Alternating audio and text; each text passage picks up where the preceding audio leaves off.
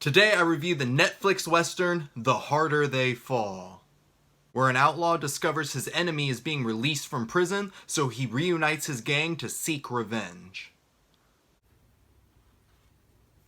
Yes, I want this. So first off, The Harder They Fall is full of star power, and every one of those stars deliver. You have Jonathan Majors as the hero Nat Love, and Nat wants vengeance against the man who murdered his parents. I loved Majors in this. He carried a lot of passion in this role, especially towards the end of the movie where a big twist is revealed, and he delivers this truly emotional performance. It rattled my heart. And then you have Idris Elba as the main villain, Rufus Buck, and Elba nails it as a villain because he was just straight up terrifying. His character reminded me a lot of the Joker, whereas whenever he's on screen, I'm holding my breath because I have no idea what he's about to do. Is he just gonna sit there and chill, or is he gonna violently murder someone? I don't know, the dude is crazy. But my favorite performance in this movie has to be from Regina King as treacherous Trudy, because Trudy is like the right hand of Rufus Buck, but she honestly had a more intimidating presence on screen than Buck. The way King delivers her lines, or the way she seems to stare right into the camera and into my soul, shook me to my core. She was a baddie. I need to see her in more roles like this because she was dang near perfect.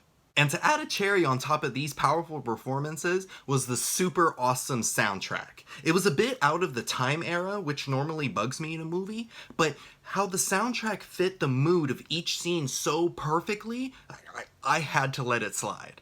Especially the scene where the Rufus Buck gang attacks a train and Regina King's character is standing in front of the train on her horse and the beat just drops and I'm like, ooh! I had to get out of my seat and I just started vibing yes, this music hits my soul, yes.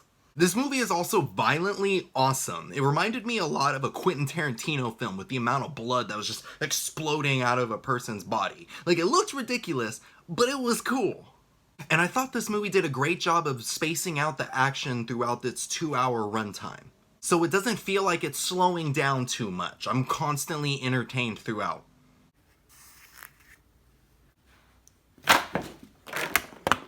One issue that I had is that the dialogue was pretty awkward at points throughout the movie. And it's subtle because the acting's good, but sometimes a character would say a line and it would sit in my brain for a couple of seconds until I'm like, that was a weird thing to say.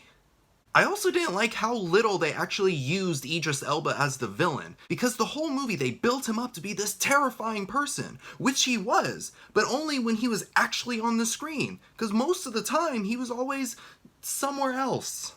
Like during the final battle, and this is a little bit of a spoiler, but you expect an epic showdown between the hero and the villain. But in this movie, the villain is just chilling in his house, watching the final battle. And I'm like, bruh, go do something. I'm here for you.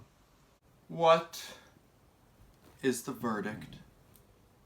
This was an awesome movie to watch. I wasn't expecting to enjoy it as much as I did because I don't usually watch westerns, but if they start making more of them like this, then I can be down for that. Hopefully we get a sequel to this movie because The Harder They Fall is a fun ride that leaves you excited for more.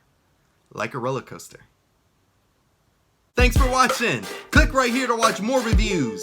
And to see new reviews, click right here to subscribe to my channel so you don't miss anything.